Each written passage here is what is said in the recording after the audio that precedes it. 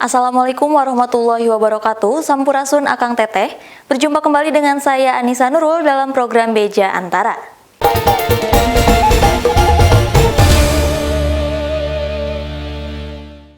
Penyidik Direktorat Penegak Hukum Kementerian Lingkungan Hidup dan Kehutanan menetapkan mantan Bupati Bener Meriah Ahmadi dan dua rekannya sebagai tersangka perdagangan kulit harimau Sumatera. Mereka terancam hukuman penjara maksimal 5 tahun dan denda maksimal 100 juta rupiah.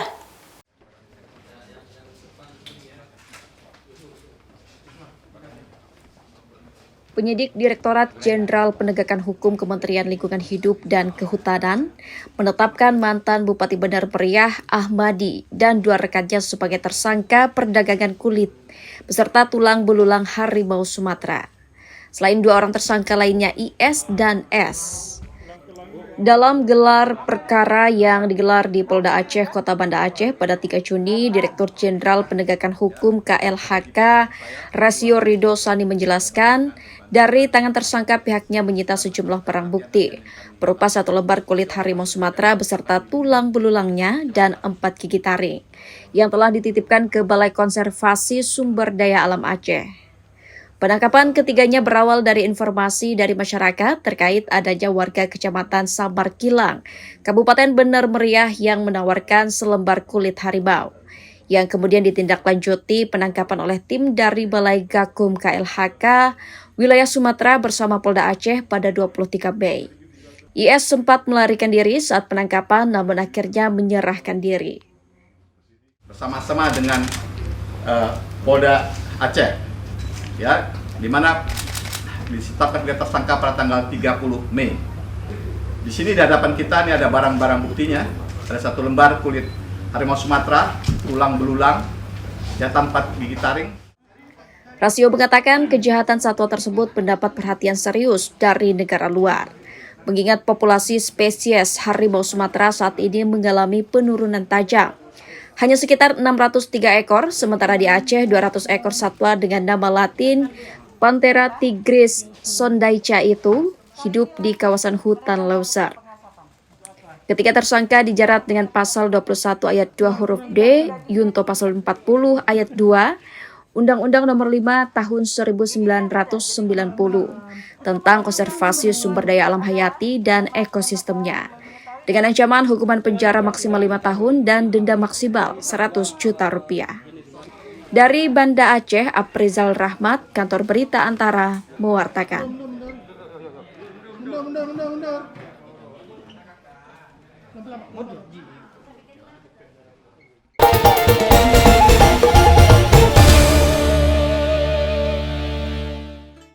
Memegang tampuk presidensi G20 di tahun 2022, Indonesia memiliki serangkaian agenda di bidang kesehatan.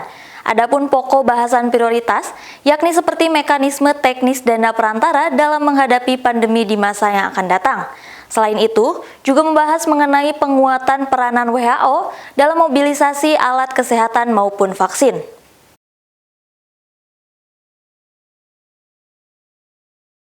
Sekretaris Direktorat Jenderal Kesehatan Masyarakat Kementerian Kesehatan Siti Nadia Tarmizi, yang juga selaku juru bicara presidensi G20 Indonesia bidang kesehatan, mengungkapkan serangkaian isu kesehatan yang akan dibahas lewat pertemuan Health Working Group (HWG) G20 yang berlangsung pada 6 hingga 7 Juni mendatang di Lombok, Nusa Tenggara Barat. Dalam diskusi secara daring pada Jumat 3 Juni, ia memprioritaskan isu terkait persiapan dari peranan WHO untuk mengkoordinasikan dalam menghadapi pandemi lain di masa yang akan datang, seperti identifikasi lebih lanjut, teknis dan mekanisme dalam memobilisasi berbagai alat-alat kesehatan maupun vaksin serta pengobatan. Isu yang tidak kalah pentingnya yakni terkait menciptakan mekanisme pembiayaan dalam mempersiapkan respon pandemi di masa depan. Ia berharap hasil dari diskusi mengenai Financial Intermediary Fund dapat menjadi output pertama dalam gelaran HWG kedua nanti. adanya dedicated financial intermediary fund yang tentunya nanti bisa digunakan dalam pandemi respon inilah tentunya yang diharapkan bisa menjadi output pertama dari head working group kedua yang kita lakukan di Lombok tadi. Sementara isu lainnya, ia berharap negara-negara G20 dapat terus menggunakan G-Sites sebagai platform yang sifatnya data sharing universal dan secara global, di mana data yang terangkum bukan hanya untuk pertukaran informasi mengenai virus influenza saja, namun virus lainnya yang berpotensi mengancam kesehatan masyarakat global. Tim Kantor Berita Antara mewartakan.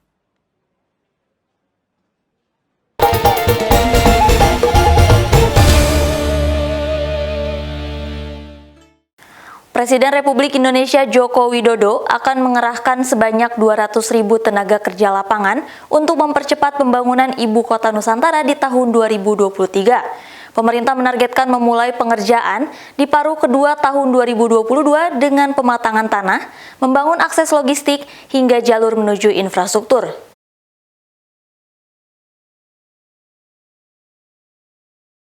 Presiden RI Joko Widodo mendorong agar perencanaan dan pelaksanaan pembangunan wilayah Ibu Kota Nusantara (IKN) lebih dimatangkan, utamanya untuk multisektor. Sejumlah kementerian dan lembaga terkait harus saling berkoordinasi sehingga target pembangunan di tahun 2024 bisa tercapai. Dalam konferensi pers yang digelar usai menghadiri rapat terbatas bersama Kepala Negara di Istana Bogor, Jawa Barat, Jumat 3 Juni, Kepala Badan Otorita IKN Bambang Susantono mengatakan, pelaksanaan pembangunan IKN akan melibatkan banyak pekerja. Khusus untuk pekerja di lapangan, Bambang menyebut akan terdapat 150 hingga 200 ribu orang pekerja pada tahun 2023. Untuk memaksimalkan kinerja di tahun depan tersebut, pemerintah menargetkan memulai beberapa pengerjaan di lapangan pada paruh kedua tahun 2022 ini. Mulai dari pematangan tanah, akses logistik, hingga pembangunan jalur menuju infrastruktur. Kenapa sebanyak itu? Karena memang pada pelaksanaan ini karena waktunya sempit dan kita harus mencapai beberapa target, tentunya jumlah pekerja dan juga nanti jumlah material juga akan cukup banyak. Jadi diarahkan tadi untuk tetap memperhatikan kondisi lingkungan hidup dan kemudian juga kondisi dengan bagaimana berinteraksi dengan masyarakat. Kami juga mengharapkan nanti ada pola-pola di mana masyarakat juga bisa terlibat langsung di dalam pembangunan ini. Lebih lanjut, Bambang menjelaskan pembangunan IKN juga memperhatikan konsep konversi hutan dan lahan sesuai dengan peraturan perundang-undangan. Hal itu akan dilakukan dengan reforestasi hutan agar tetap terjaga. Dengan demikian, kota yang hijau, cerdas, inklusif, dan berkelanjutan benar-benar bisa terwujud di IKN. Tim Kantor Berita Antara mewartakan.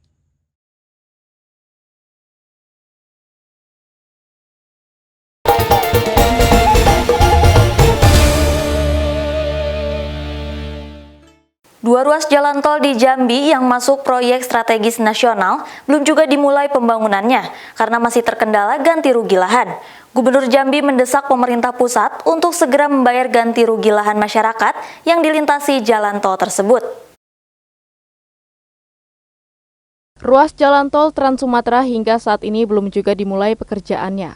Hal tersebut disebabkan belum dibayarnya ganti rugi terhadap lahan masyarakat yang telah setuju untuk dibebaskan. Ada sekitar 82 miliar rupiah yang perlu segera dibayar dengan jumlah 413 bidang tanah. Usai rapat bersama kementerian terkait percepatan pembangunan jalan tol secara virtual Jumat 3 Juni 2022, Gubernur Jambi Al-Haris mendesak pemerintah pusat untuk serius mempercepat pembangunan sebab hanya Provinsi Jambi yang pembangunan jalan tolnya belum dimulai.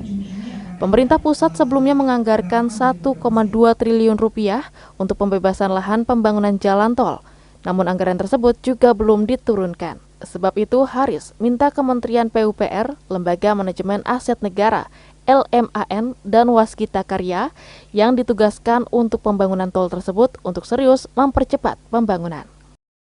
Kita berharap titik-titiknya sudah clear oleh masyarakat dan setuju bahwa diberikan oleh pemerintah ganti rugi.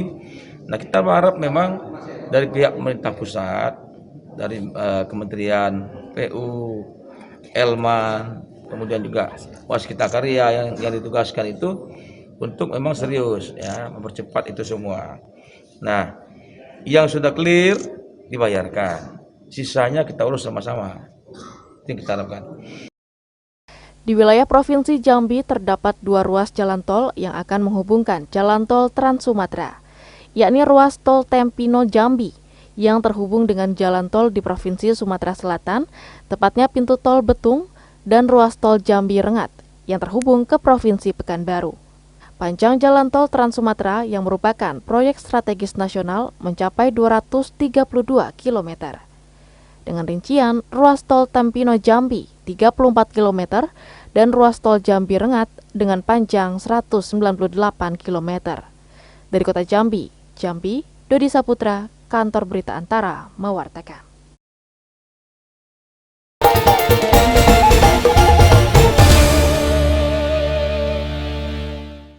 Gelaran Formula E merupakan momen penting dalam perjalanan Jakarta menuju kota ramah lingkungan. Pelaksanaan Formula E juga turut memberi pesan bahwa Jakarta bertanggung jawab dalam menghadapi perubahan iklim. Gubernur DKI Jakarta Anies Baswedan saat berada di Jakarta International E-Prix Circuit GIEC Ancol, Jumat 3 Juni mengatakan pelaksanaan Formula E merupakan momen penting dalam perjalanan Jakarta menuju kota ramah lingkungan. Penyelenggaraan Formula E di Jakarta menurut Anies turut memberi pesan bahwa Jakarta bertanggung jawab dalam menghadapi perubahan iklim serta menuju transformasi kendaraan ramah lingkungan. Apalagi, Jakarta menetapkan target mengurangi efek rumah kaca hingga 30% pada 2030 mendatang dan mencapai net zero emission pada 2050 nanti. Jadi pertandingan balap mobil ini bukan sekedar balap mobil biasa, tapi ini adalah balap mobil dengan semangat keberlanjutan lingkungan hidup. Karena itu efeknya bukan hanya ekonomis, tapi juga ekologis. Ini yang kita ingin targetkan sama-sama. Di arena balap mobil listrik tersebut, Anies terlihat mengunjungi beberapa sarana sirkuit, seperti ruang kontrol maupun paddock dari 11 tim yang akan bertanding di Formula E Jakarta pada hari Minggu 4 Juni. Dari Jakarta, Rio Faisal, Fajar Ilham, Kantor Berita Antara, mewartakan.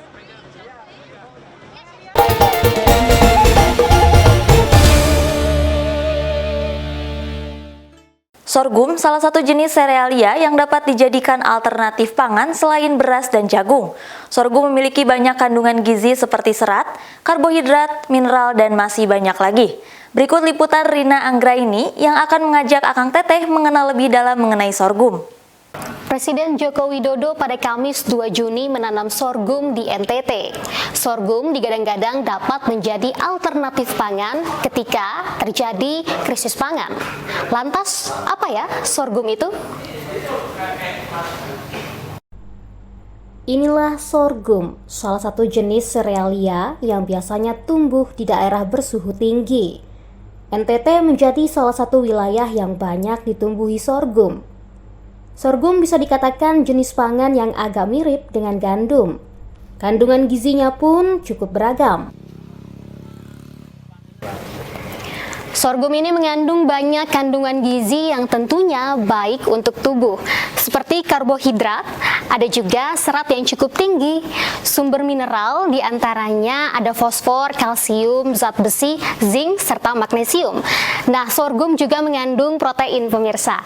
Setiap 100 gram sorghum mengandung protein sebesar 8 gram atau setara dengan 8%. Sorghum dapat jadi sumber energi karena setiap 100 gram sorghum mengandung 380 kilokalori. Jika orang dewasa memiliki kebutuhan harian 2.400 kilokalori, maka dibutuhkan konsumsi sorghum sekitar 500 gram. Memiliki banyak kandungan gizi, sorghum punya banyak manfaat bagi tubuh. Pertama, mudah mengenyangkan karena sifat sumber zat gizi di dalamnya. Dengan mengonsumsi sorghum yang mengandung serat yang cukup tinggi, maka dapat melancarkan pencernaan. Nah, manfaat sorghum berikutnya adalah menyehatkan pemirsa, karena rendah lemak dan tinggi serat. Menurut Guru Besar Ilmu Gizi dari Institut Pertanian Bogor, Profesor Hardin Syah, sorghum memang bisa menjadi sumber protein nabati. Namun, untuk memperoleh gizi lengkap, sebaiknya diimbangi dengan asupan makanan lainnya. Kalau kita makan sebagai gizi seimbang dengan lauk pauk, sayur dan buah, tentunya bisa memenuhi kebutuhan gizi kita sehari-hari, bisa aktif, produktif dan sehat, gitu kan. Tapi tidak hanya makan sorghum saja, ya, makan sorghum saja. Tidak makan lauk pauk, sayur dan buah, ya belum bisa hidup sehat dan aktif. Dengan adanya diversifikasi pangan, maka sumber pangan tidak hanya bergantung pada beras dan jagung. Dari Jakarta, Rina Anggraini, Pradana Putra Tampi, Kantor Berita Antara, mewartakan.